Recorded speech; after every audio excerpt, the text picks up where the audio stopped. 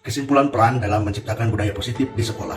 Sebagai guru penggerak, peran saya dalam menciptakan budaya positif di sekolah sangat penting dan berakar pada penerapan beberapa konsep inti.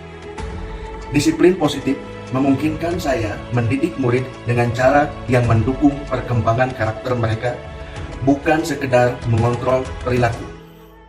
Melalui pendekatan ini, saya tidak hanya berfokus pada aturan, tetapi juga pada pemahaman dan kesadaran murid terhadap dampak perilaku mereka sendiri.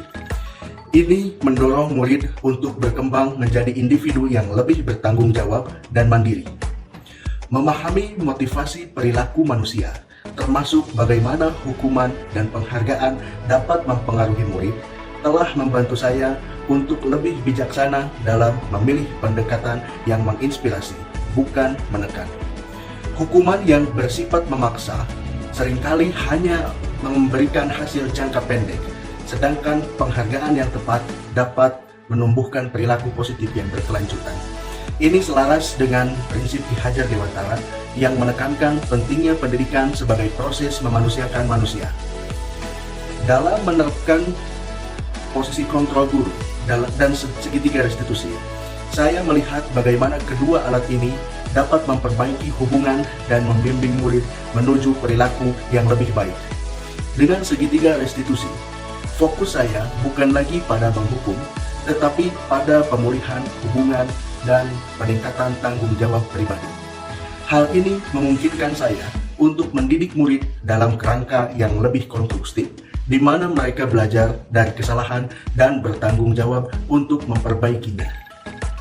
Selain itu, pemahaman yang mendalam tentang kebutuhan dasar manusia dan keyakinan kelas telah memungkinkan saya untuk menciptakan lingkungan belajar yang inklusif, di mana setiap murid merasa dihargai dan didukung.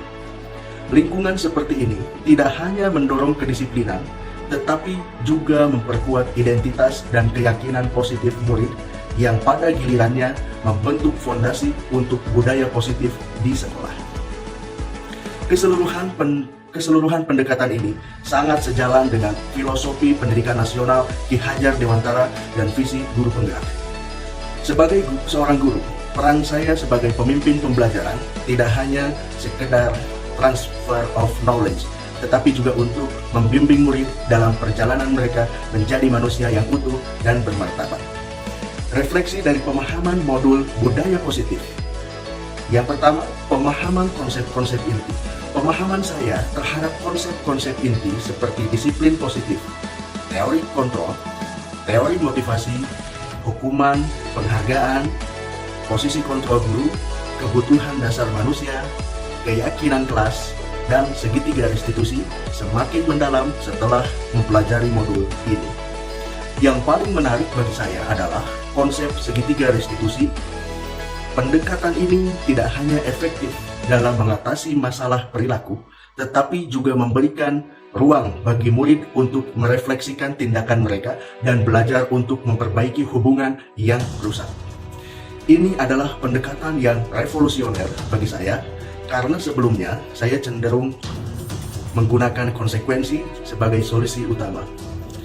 Yang kedua, perubahan cara berpikir. Mempelajari modul ini telah merubah cara pandang saya dalam menciptakan budaya positif di sekolah.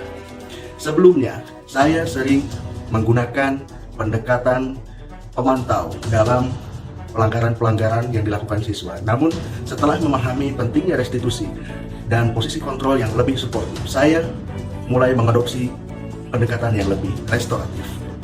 Ini membantu murid tidak hanya memahami dampak tindakan mereka, tetapi mendorong juga mereka untuk bertanggung jawab atas perilaku mereka.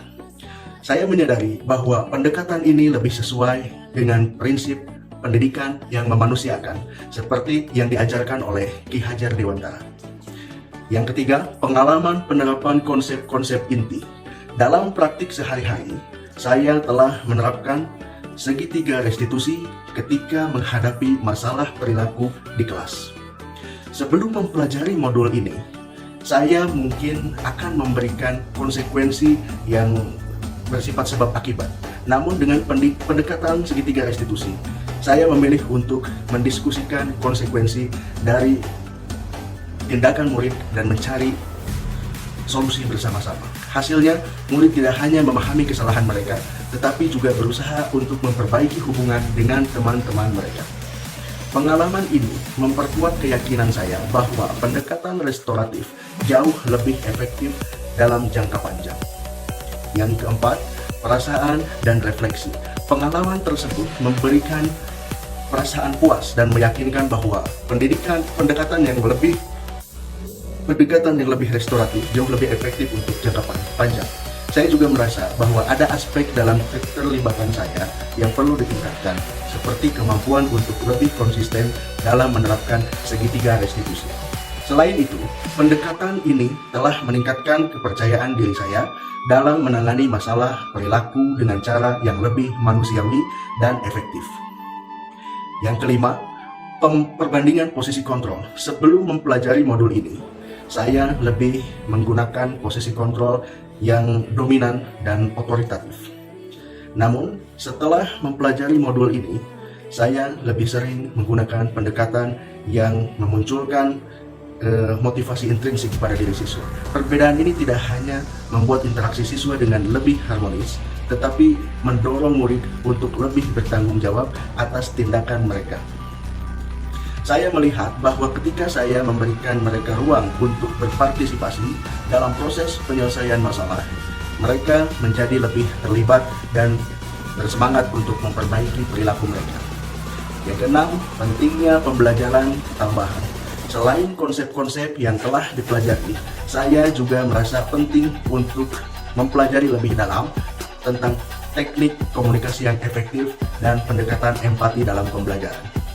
Ini akan mendukung upaya menciptakan budaya positif yang lebih holistik di sekolah. Komunikasi yang empati tidak hanya memperkuat hubungan antara guru dan murid, tetapi juga menciptakan lingkungan yang lebih mendukung bagi perkembangan pribadi murid. Analisis untuk implementasi di sekolah. Dalam konteks sekolah saya, tantangan terbesar adalah mengubah pola pikir murid dan guru mengenai penerapan disiplin. Budaya yang ada seringkali masih condong pada pendekatan konsekuensi atau hukuman, dan ini membutuhkan upaya yang serius untuk diubah. Untuk mengatasi tantangan ini, saya merencanakan beberapa langkah implementasi. Yang pertama adalah diseminasi kepada warga sekolah, khususnya kepada rekan-rekan guru, mengenai penerapan disiplin positif dan segitiga restitusi. Dengan memahami dan menerapkan pendekatan ini, diharapkan guru-guru lain dapat turut serta dalam menciptakan budaya positif di seluruh sekolah. Komunikasi terbuka dengan murid, membangun komunikasi yang lebih terbuka dengan murid untuk memahami kebutuhan mereka dan bersama-sama menciptakan keyakinan kelas yang kuat. Dengan demikian, murid akan merasa lebih dihargai dan termotivasi untuk berperilaku positif. Monitor dan evaluasi. Memonitor dan mengevaluasi penerapan disiplin positif secara berkelanjutan untuk memastikan bahwa budaya positif dapat terwujud secara konsisten. Saya akan menggunakan data dan umpan balik dari murid dan guru untuk menilai efektivitas dari pendekatan yang diterapkan. Rencana tindak lanjut. Sebagai tindak lanjut dari pembelajaran ini, saya berencana untuk mendokumentasikan hasil diseminasi kepada guru-guru dan membagikannya kepada forum diskusi kepada rekan sejawat. Saya juga akan terus mengembangkan keterampilan saya dalam menerapkan disiplin positif, segitiga restitusi, dan pendekatan restoratif dalam berbagai situasi di sekolah.